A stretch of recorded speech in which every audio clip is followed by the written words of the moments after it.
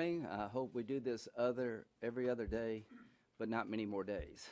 So yesterday, I believe the House managers are being very professional, very respectful. We've had a dust-up or two, but I want to compliment them on the way they have conducted themselves in the Senate. And as I said on the first day, I thought they did a good job taking evidentiary points and weaving a narrative, and we'll see if that narrative withstands scrutiny. Yesterday was a bit different. I don't know about you, but it became mind-numbing after a while. I got the general point you're trying to make the fourth time you told me. So they're over-trying their case, and I would just urge them to not do that because eventually it gets just hard to follow.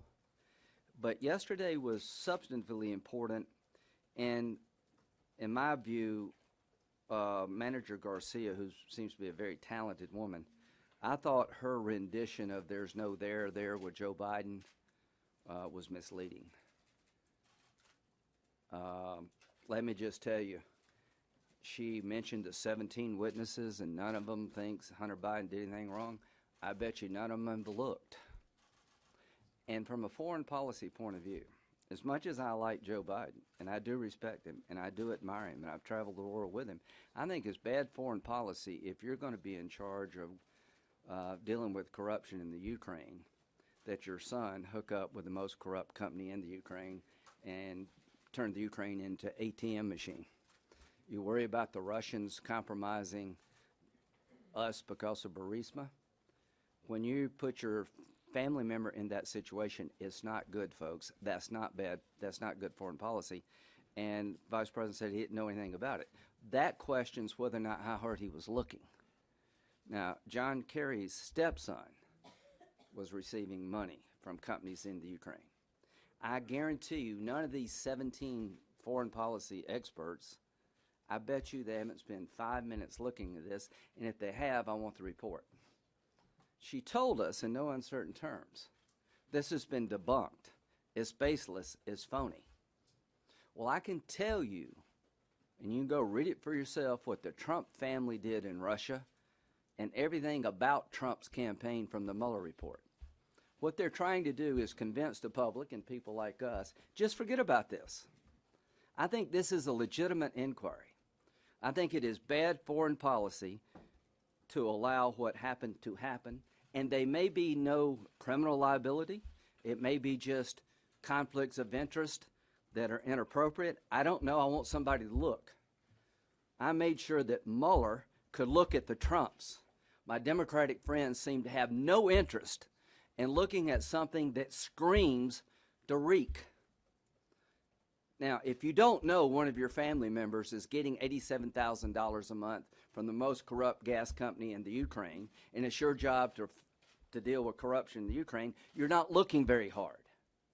Somebody needs to look, not to help Trump, but to help us all, because that is not good foreign policy. It is not good government. And I don't accept the idea this has been looked at and there's no there. Somebody needs to look at it, and I would prefer it to be outside of politics, but somebody will eventually look at it. As to the voices you heard, all of them are government service professionals. I respect their service to our country, all the people that were called as witnesses, but what they don't get is Trump. See, all of us know the guy.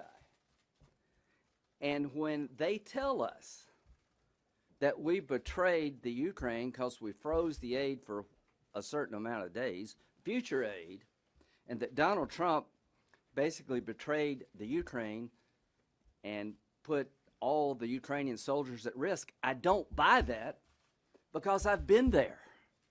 And I've seen the difference of the Trump administration versus the last administration. And they said this was vitally important. It's 10% of the Ukrainian budget, military budget. What they don't get, that Donald Trump doesn't like the fact that the United States is not only having to increase spending now, but we're taking 10% of the Ukrainian budget and giving it to the American taxpayer. They don't get that President Trump would like France and Germany and other people to do more. They have foreign policy differences with this president. They don't get where he's coming from. And I find myself on the other side siding with them a lot against the president, but I do respect the fact that he believes that somebody should not accept as a status quo that we're going to give the Ukrainian military 10% of their budget in perpetuity. If you don't understand that, you don't understand Trump's motives. Now, as to betraying the Ukraine, I've got a different view of that. Hopefully other people will talk about it. So the bottom line here is that when it came to President Trump's insistence that somebody look at what happened with the Bidens in the Ukraine, I think he's right. I think somebody should, not a partisan politician, because if you spend any time looking at the public record, this is not right. And I say this about a good friend. If you change the name to Pence or Trump or Burisma or Graham, there'd be a completely different attitude by my friends on the other side. I can only imagine if a Republican vice president given the charge to clean up the Ukraine, this happened. There would be investigation upon investigation, and they would deserve the scrutiny. So what's going to happen here is that we're going to sit among ourselves when this is over and ask the question and give our own view. Did President Trump corruptly ask for the Bidens to be looked at? I'm going to look at them. Are you going to impeach me? Because somebody should. And I prefer it not to be me.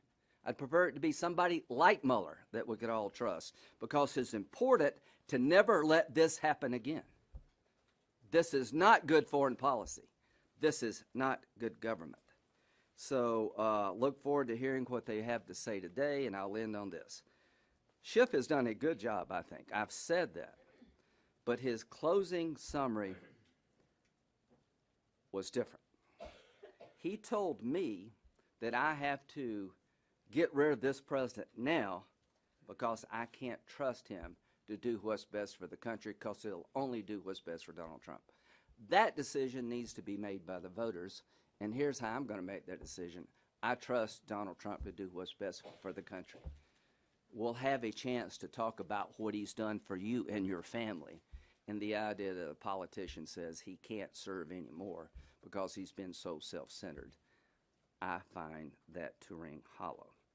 And as to Mr. Schiff's discussion about why we need to remove the president, I think you saw in there some animosity toward this president that needs to be resolved at the ballot box, not in the court of impeachment.